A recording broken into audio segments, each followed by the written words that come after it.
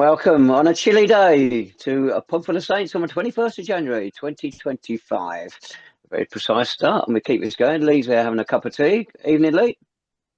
Good evening, fellas. How are we? We're well. And good evening, Jake. A bit rushed here after work, but he's made it. Hello, Dave. Hello, Lee. Hello, everyone. I hope you're well. And I'm just shocked only a cup of tea for Mr. Wood. Nothing stronger. It looks nothing like a cup of tea, Jake. It really doesn't. Oh, it shows how much attention I was paying. Might change the habit of a lifetime, mate. Eh? Yeah.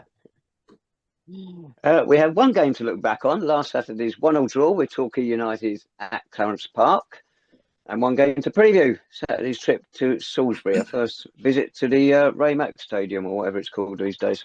Right, last Saturday, a surprising final score, a 1-1 draw, us down in the bottom four. Torquay not quite running away at the top yet, but on a fantastic run. Was it 12, 13, 14 games unbeaten, whatever it is.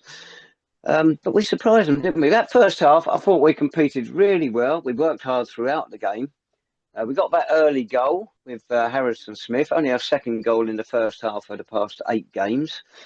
Those goals continue to be a problem for us. Brilliant work by Zane Banton, absolutely brilliant. But after that, although we competed in that first half, we just couldn't create another chance. We couldn't get them. Well, they were a bit dodgy, but they pretty soon got their act together and they were passing it around. And I thought they had by far the better the first half. And they could have had a goal or two, but we were hanging in there. Who wants to go next? Did you enjoy it though, Tavs? I was sort of turned to sort of Jake in the first half, and I said to Jake, "It's the sort of game that I imagine you would quite like. You know, lots of endeavour, lots of work rate, and we played well in that first half, no?" Well, we did. We probably played to our capabilities against a side like Torquay, because they are superior to us. No two ways about it. They're fit, full-time fitness, better players all around the whole team. And we competed. We made it difficult for them, but you felt they were the side by half-time, but was getting on top and offered a bigger threat. You go along with that, Jake?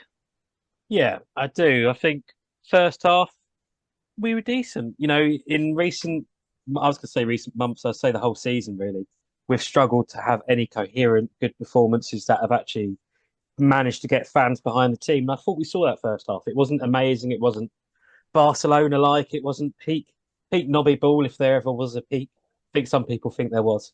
But it was entertaining and there was fight there. And that's something we've lacked until recent weeks, I think. And I thought that has shown in the last 2 games is this is a team that's got a bit more confidence now, a bit more fight in it, and it will get itself around the pitch.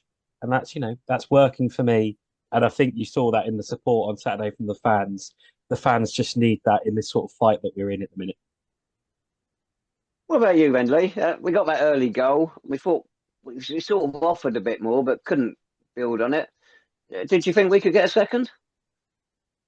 I thought we were probably the more proactive going forward first half. You mentioned Zane Banton there, and he's really come of age now, isn't he, in that central role? You know, those through balls that he plays, they are on the money. Really well taken goal by Harrison Smith. I thought the keeper could have done a bit better. He went right under him. He didn't really get down to it early enough for me. But Zane in that central role, that's where he's got to play. And I think Culverhouse is now seeing that. You know, he's been toyed with out wide. He's been sort of flirted with up front as well. But that, in the middle of that role there, that's where he needs to be. And those balls that he plays through to the strikers are absolutely sublime. I thought also a nod to the fullbacks. I thought Moore in particular was probably the most energetic I've seen all season. And it really does add something when your fullbacks do add value to your attacking play, rather than just sort of making a conscious effort to get forward as and when they can. They look dangerous. They looked as though they really wanted to invest in the attacks going forward. Look, Torquay are a good side, but I stress this to everyone who would bear to listen.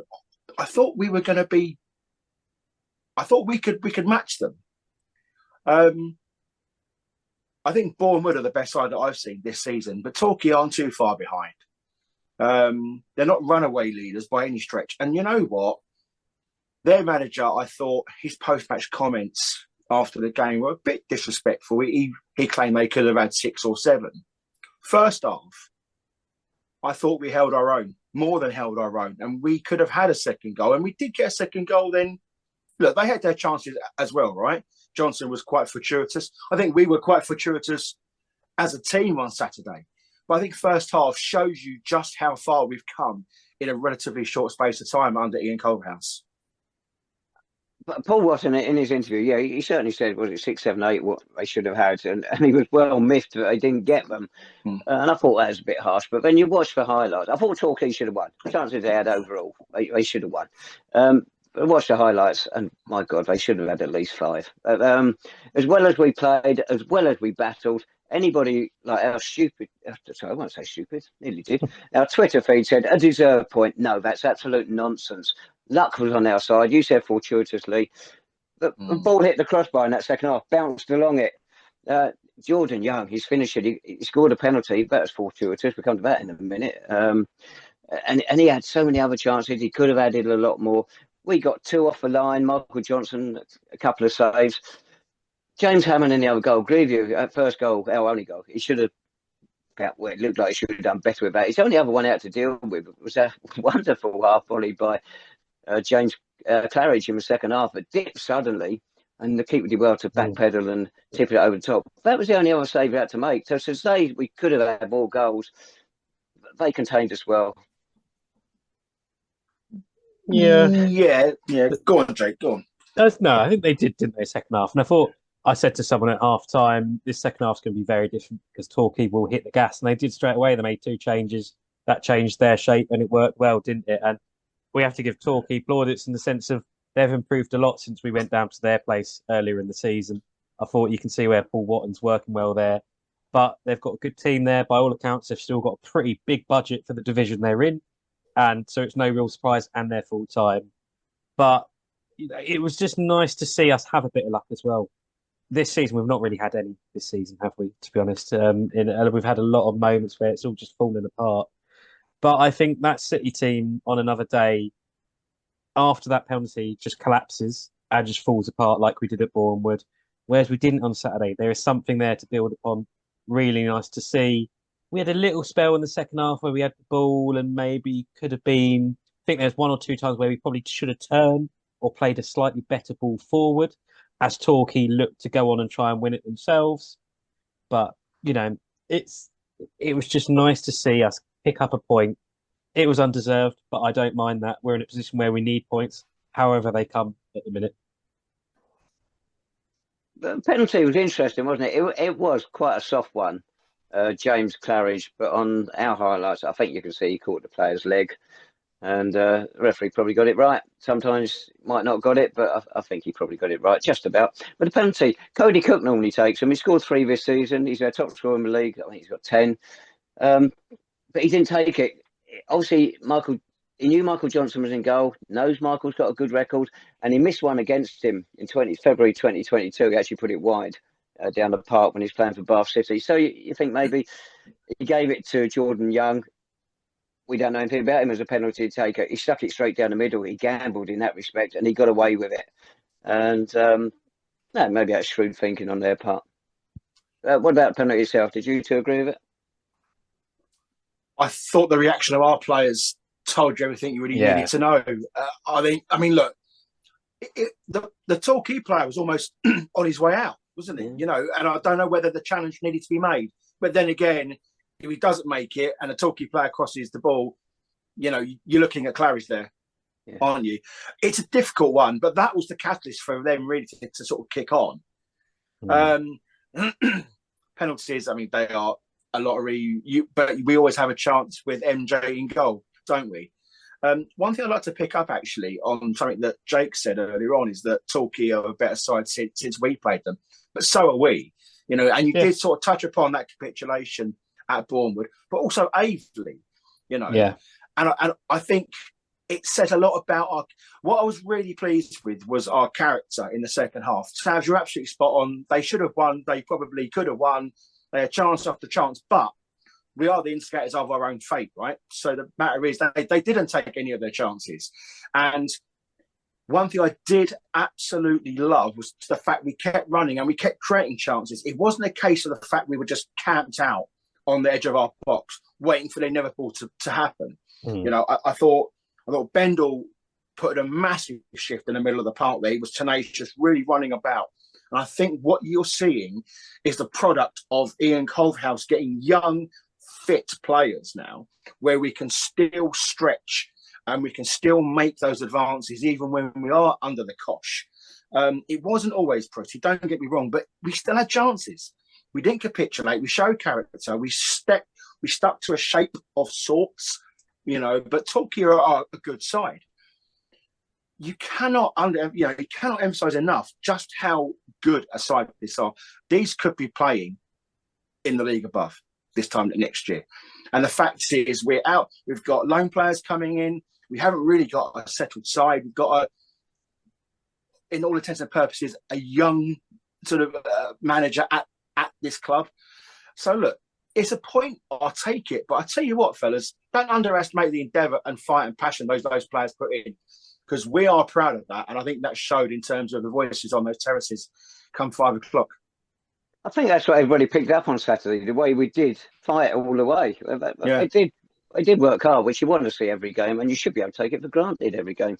I will take issue about chances we created. I didn't think we created a lot because they shut us out, basically. But I agree. I thought we could get a second goal that first half. It's just something about it. Just we were causing them problems. I was surprised how unsteady they looked at the back in the first half. But in the end, they shut us out comfortably, and we didn't really get a chance for the second goal. No. I'll tell you the one thing. Oh, sorry, mate. Go on. No, go on, Lee. I was just going to say, the one concern I have at this minute in time is the quality coming off the bench. I think you can see Torquay, they made those changes and it was like it was good quality players. I don't think Ian's got that at his disposal just yet. And he spoke quite candidly in his post-match about the need to have more players coming in. You know, you look at the bench, you've got Michio, Castiglione, Rizzulo, Alan Wyatt. Gio's fallen off the radar massively, and it wouldn't be surprising if he's maybe the next one out of the door. I think he's massively underperformed at this club. Zane Banton is now doing what Gio Rizzulo should have been doing for the last season and a half, and he hasn't been doing it. The fact is, he's found himself on the bench. That could be the way forward. But look, is Luis Michio going to come on and change games? No. Is he Allen? No. So I think, whereas that is, I don't want that to be our downfall. So if Ian can get quality players to come in and strengthen the squad, not just add to numbers, but add quality to that, I think the sooner, the better. I'll go back to my point last week. I'm surprised we've been unable so far to bring in experienced players at this level. Maybe it's contracts and whatnot. We're bringing these kids in. We're gambling. It worked with Harrison on Saturday. It's his birthday today, I think, as well, isn't it? And the confidence he had to strike that ball early was pretty good, because he had that spell on loan from Worthing and made a couple of starts. There weren't many starts. Yeah, I think it was 2. And he got 2 goals in 17 games for them. But his confidence looks unaffected. And that does bode well for the battle to come. Sorry, Jake, I butted in there. Off you go. No, I think the squad is a good point. I like Luis Michio, but he's not a left back, is he? Or he's not a left wing back. He's not a left full back, really. He's a centre half. He's a left side centre half. And the minute he came on, Torquay just absolutely targeted that side, didn't it? And it caused us so many problems. I think we were quite fortunate that it didn't go totally wrong on that side. I know they had quite a bit of space on the other side, but it wasn't to the level of it. It was almost like a cascade down that side after Tafari Moore went off. And I thought it was Tafari's best display in a while, like Lee said earlier. And when you look at that squad, yeah, we've got some injuries. I think Ken Charles is missed. At the minute, I thought it was interesting. He talked about the Smith and Jeffers partnership. We'd heard about that after Smith had signed, that was a talk in the club. And maybe is that the way that we're going now, especially with Charles injured? Hopefully, Charles will come back eventually, well, not too long, and he'll be a good addition off the bench, won't he? But apart from that, there isn't much there. With the Chinadu being recalled to Leyton Orient, which I know we're going to discuss on, I think there is space in the squad for at least 1 or 2 new faces. And while I think we do need cover at the back, I would like to see another impact player that can change games either in central midfield or in the slightly more forward areas, because we're going to need that in what is actually turning out to be quite a lot of games in the next month or so. Yeah. You hope Alfie Bendel might fill some of that, solve some of that problem in there. I think we all rate him. I like him. I like him a lot. Yes, and he's going to be a good addition. But again, it's only a loan player, but he's here for the rest of the season, isn't he? So yeah, hopefully he can do a big job for us there. You mentioned about Phil Chinadu going back to, was it Leyton Orient? We all thought Phil Michaud would come in there, and he didn't. He was still on the bench on Saturday and had to come off the bench. Yeah. So you wonder where he is in Ian's thinking. And on a similar point, the players going out. Nick Ralph's gone out on loan, hasn't he, to Welwyn Garden City, and had a message here from Andy. He says his recommendation is that any decent under-23 player should be put out on loan at Isthmian League or Southern League clubs for senior first-team football, not county league football. Interesting point. They're a step higher, obviously, than county football, and if we want them to get into our first team, playing as high as possible is where we want them. So seems a fair point. Yeah, but I suppose you've got to find the clubs that want to sign them, I guess, to an extent as well, don't you? So I do agree. I think Nick Ralph is really highly rated within the club. We saw Nobby really liked him when he featured him quite a bit in the squad, not much in terms of actual gameplay. But he's highly respected. I think the main thing is going to be getting game time at Welwyn. I wouldn't be shocked if he does quite well there, but I said it'd be great for him to get a bit more experience. But if no one's willing to take a punt on a player that's not really featured in much football for City, then maybe that's why the opportunities weren't potentially there. One other thing about the Torquay game, that disallowed goal, headed in by, was it Jay Folston? And all our players, they all accepted it as a goal. But apparently the flag went up straight away as ball out of play, but you wouldn't have guessed that from the reaction of our players. You two didn't know anybody was standing in line with it by any chance? I don't. No, but I have no doubt that the official was spot on. Absolutely correct. And I thought he was brilliant that day. So, and I'm sure Torquay fans will absolutely agree. That's not well. Hang on a minute. Let's rewind it. That's not what you were saying on Saturday, fella. I have to say, that wasn't the narrative on Saturday. Let's not worry about that. All right. Well, there you go. You two got anything else to add about Saturday then? The crowd? Have they settled on the crowd yet? Various figures were floating around. Were there? I thought it was 2,200 and whatever it was. It was a really good crowd. But I'm really how many times have we said where we know we're going to get a big crowd and City failed to perform? And I think Saturday was an exception to that rule. I thought it was excellent. I thought the crowd were good value as well. We added to the atmosphere. Big shout out to all of the Torquay fans that came down in their droves as well. Yep. They added to that. And I think it was an excellent game of football. It was an excellent occasion and a great advert for St Albans City as well. It's interesting to say about a great advert and all that, and how much better we're playing. You feel we're playing now than we were under Nobby. We're certainly getting that ball forward a lot quicker, which is what people like to see. But we did do one Nobby goal kick. Centre half and the goal kick, and the goalkeeper. And what happened? We virtually lost possession, frantically got the ball out for a throw. It looked like we were going to lose possession close to goal, but we didn't. And hopefully that stupid short goal kicks have now been, kicked into touch, shall we say, because it's just nothing but trouble. Well, you say that, though. How many times did Torquay kick the ball out of play without anyone anywhere near it in the first half? We put them under immense pressure. That first 15, 20 minutes, they didn't know what hit them. Hence the changes that Jake alluded to in the start of the second half there. They were making mistakes. Our pressure told, right? We went toe-to-toe with these boys, and they are top. And bearing in mind that we've played most of the top 8 in the last sort of 6 weeks. So this is a really good result for us. Whether it's earned or deserved or not, that's another argument. But I tell you what, do not underestimate the shift that those boys have put in. And hopefully now we can take that into the games where basically we've got to win. You mentioned earlier about changes they made at half time. Well, one of them was bringing on Omar Musa, and he made a difference down their left. Yeah. And he was a player down at their place. He should have had a penalty in the last minute. Sam Deadfield just took him out, and he got injured. He missed the next game. They should have a penalty for that one. But also down at there, of course, Zane Banton, unfortunately, rearranged Ed Palmer's face a bit with an elbow. I think he missed something like 6 games. He started in 1 game since, but he's been on the bench ever since. So it's good to see him back playing again anyway. So no permanent damage, fortunately. There you go. I will say, before we move on, Dave, I would say if you'd offered us a point each from the Western and the Torquay games, I think a lot of Saints fans would have taken it, even though we are in a position where we need wins. But a tricky away game and then top of the league, I can't say I'm too unhappy with a point in each. No, I think you're right, Jake. Sorry, Lee, go on.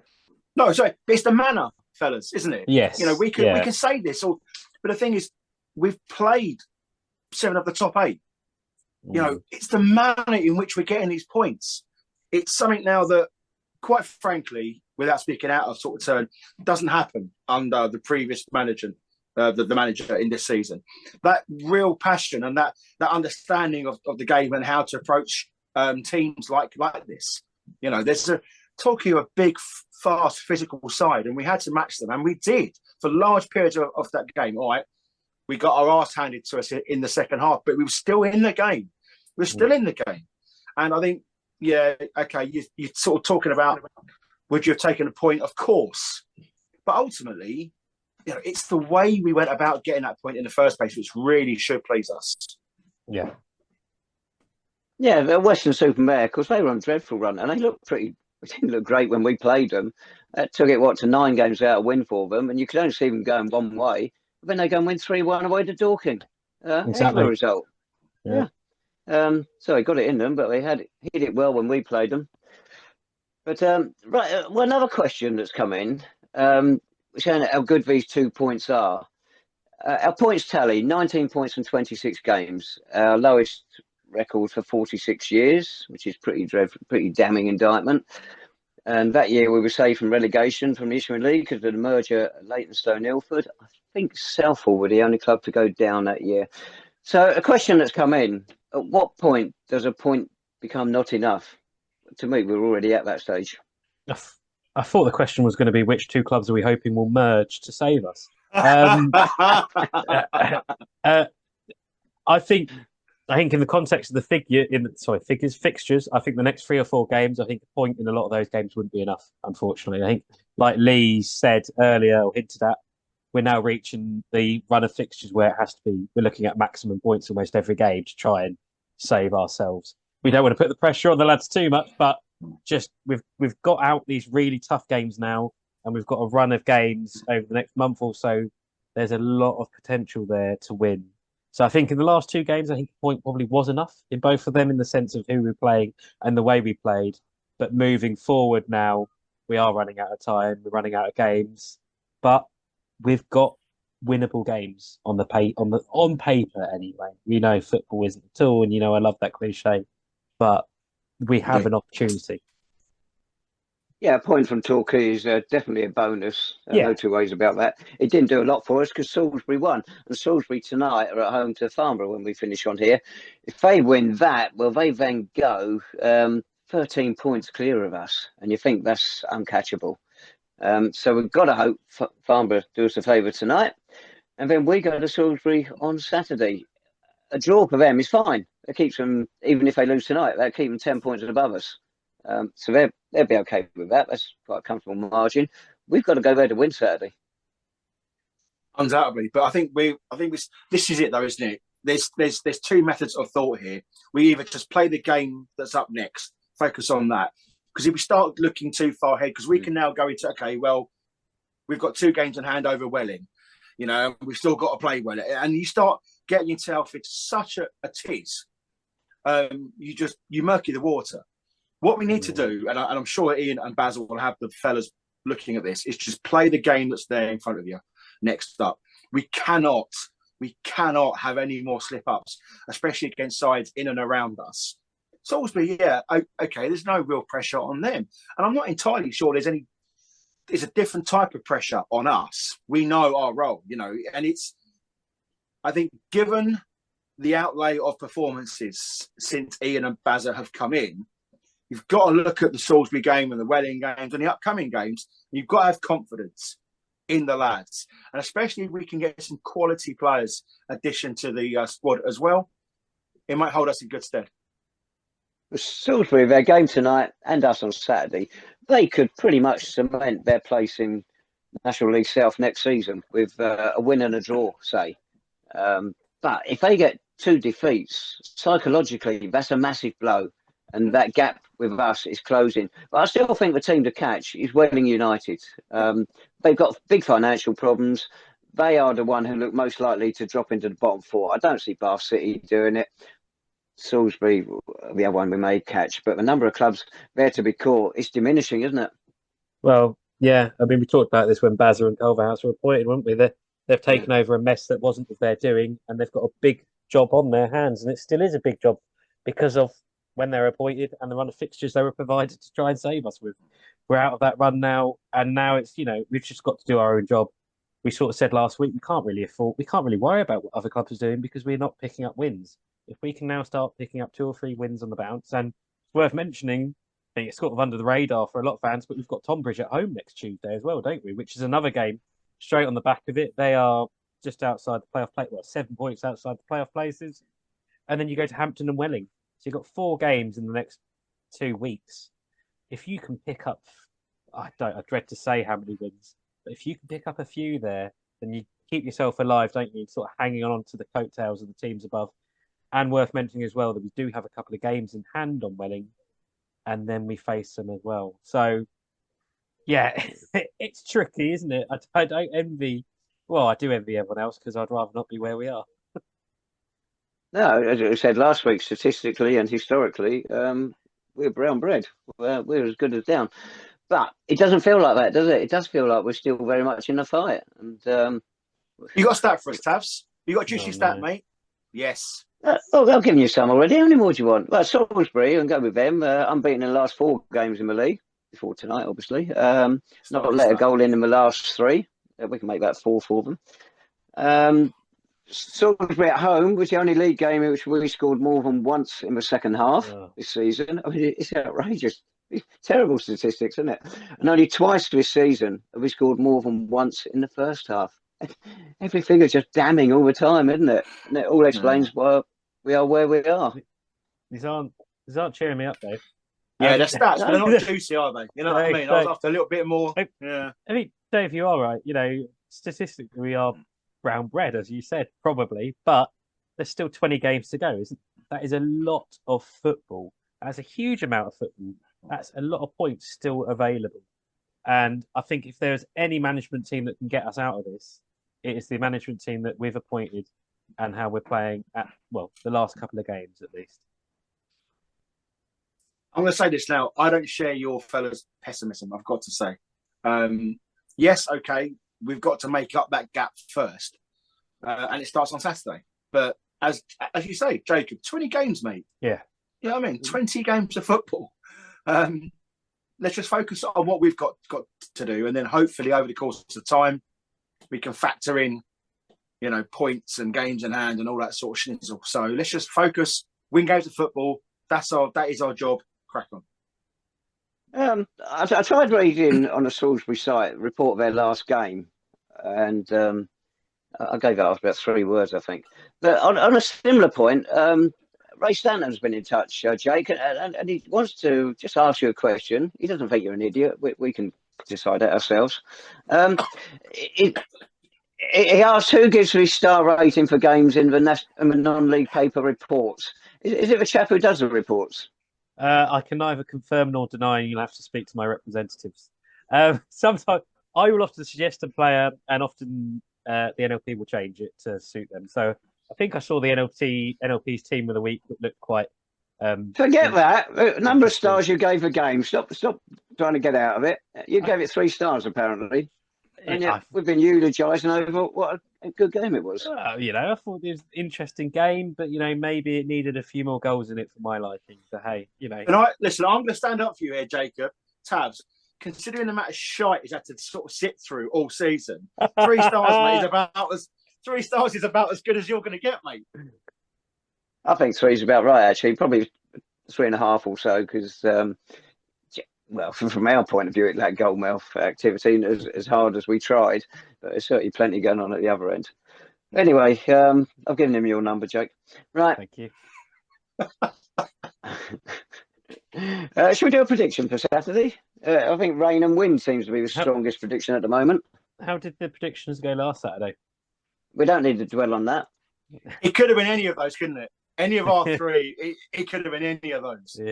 Yeah, that's true. Well, if Torquay done what they're supposed to and put the blooming pig's bladder in the onion bag, then we would have all got hammered out of sight. Well done, Jake. You got it right. 2 in the last 3. It's just a football genius. Thank you. Steady on. Good. And on that note, we'll let you go first. Oh, we've got a game next Tuesday as well, haven't we? Which we totally disregarded. Funny, I did mention that about a couple of minutes ago, Dave. Yeah. All right, Angels. Yeah. What chance? Do we stand a chance in that? Well, it's probably the trickier of the upcoming games, isn't it? But they're at home. I thought, if you go off the last couple of home displays, we have a chance, don't we? It's not going to be amazing. And that Tonbridge game earlier in the season was a bizarre experience because we played all right and then just absolutely fell apart, didn't we? In quite embarrassing style towards the end. So if we can avoid that, that'd be nice. They don't. I mean, their goal difference is only +2, so they don't score a lot of goals. So I think defensively, I think next 2 games defensively, if we can play like we did, and going forward, if we can get players like Zane Banton involved, heavily influencing, maybe with a couple of the lone lads as well, we've got a chance. And I have faith that Smith and Jeffers, that partnership, is going to continue to build. And if they can start firing between them, we've got a chance in the next 2. Played well at Tonbridge. We were dreadful. We were lucky to get away with 2-0. Right, okay. What do you reckon on that one? Lee, do you reckon this, being at home, we've got to turn it into wins now, haven't we? We've got to stop saying we've got enough games. We've got to turn the home games into wins. Yeah, massively. And I'm also looking forward to seeing who we sign at 5 minutes before the game starts. So that's that always helps. I can see us, Salisbury, I can see us winning. I can see us sort of getting a 2-0 win. Tunbridge, for me, is going to be a little bit trickier. They're a bit more organised. I'm happy to go for a 1-1 draw there. Go on, Jake. Keep your winning run going. Yeah, well, 2-1 Saints at Salisbury. 2-1. 2-1 Saints. And then Tonbridge at home. I'm going to go 2-2. Well, why do we all keep, well, not always, but keep occasionally predicting we're going to score twice in a game? But this is wild optimism beyond any decent levels, isn't it? Well, right. We are wild and we are optimists, if nothing else, Dave. So, the law of averages would suggest that.